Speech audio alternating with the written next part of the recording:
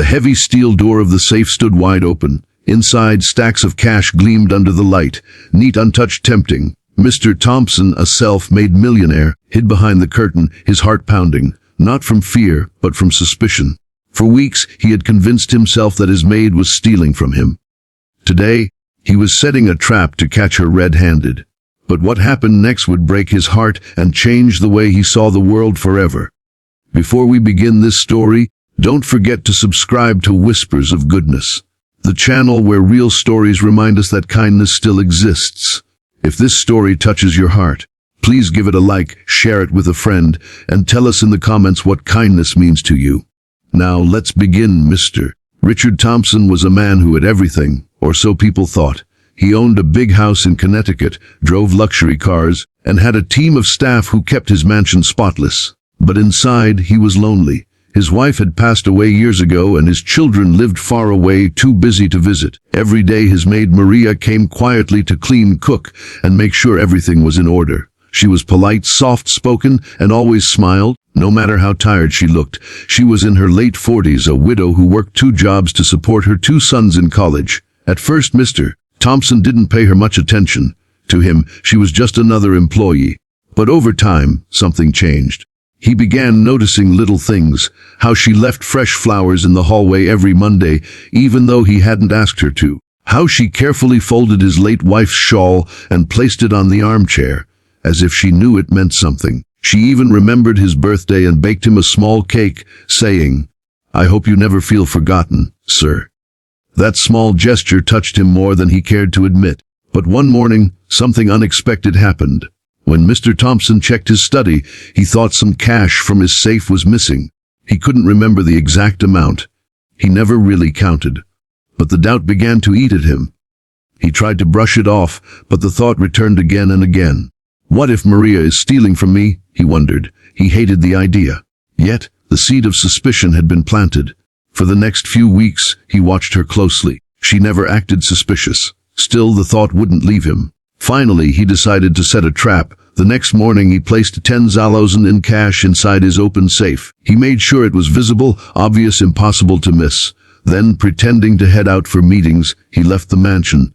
But in truth, he stayed nearby, hiding behind the heavy curtains in his study. He waited. A few minutes later, Maria entered the room with her cleaning supplies. She dusted the shelves, wiped the desk, and finally, her eyes landed on the open safe. She froze. Mr. Thompson held his breath, his eyes narrowing. Would she take the money? Maria slowly walked toward the safe. She stood there for a moment, staring. Then she reached inside. Mr. Thompson's stomach dropped. His heart raced. He felt a mix of anger and disappointment. But then, she didn't take the money. Instead, she took out a small envelope from her apron pocket and gently placed it inside the safe. Then she closed the door halfway, sighed softly and whispered, "Please, Lord, let this help him heal." Mr. Thompson was stunned. What was happening? After she left the room, he rushed to the safe and opened the envelope. Inside was a folded note and a small stack of bills, maybe a few $100s. His hands trembled as he unfolded the note. It read, "Dear sir, I noticed you've been sad lately. You don't smile like you used to. I don't know what you've lost, but I want you to know that life still has goodness in it. I've saved some money over the years. It's not much, but please use it to do something that brings you peace. You once told me your wife loved feeding the homeless. Maybe this can start again in her memory." Maria. Mr. Thompson sat down, completely speechless. He stared at the money in disbelief. The maid he suspected, the woman he thought might be stealing from him, was actually trying to give him money. He felt a lump rise in his throat. Tears he hadn't shed in years began to fall down his cheeks. He sat there for a long time, holding that note, realizing how wrong he had been. The next morning, when Maria arrived, Mr. Thompson asked her to join him for breakfast. She hesitated, confused. He'd never done that before, but eventually sat down. He looked at her with kind, wet eyes and said softly, "Maria, I owe you an apology." She looked surprised. "For what, sir?"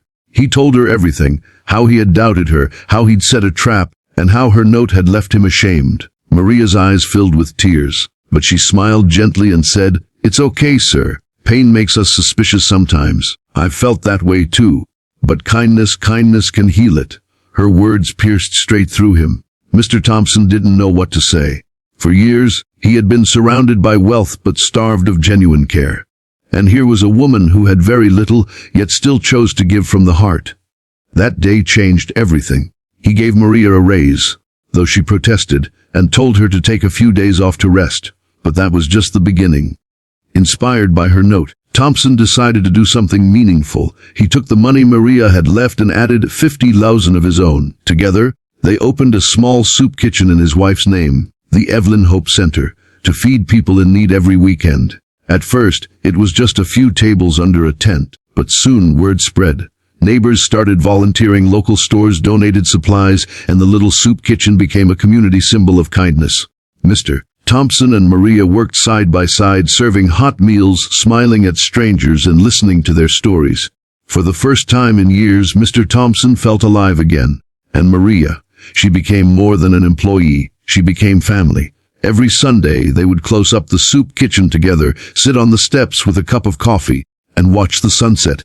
One day, Mr. Thompson turned to her and said, "You know, Maria, I thought I was testing you that day, but now I see it was God testing me." Maria smiled, her eyes glistening. "And I think you passed, sir." They both laughed softly. Years later, when Mr. Thompson passed away peacefully in his sleep, his lawyer called Maria to his office.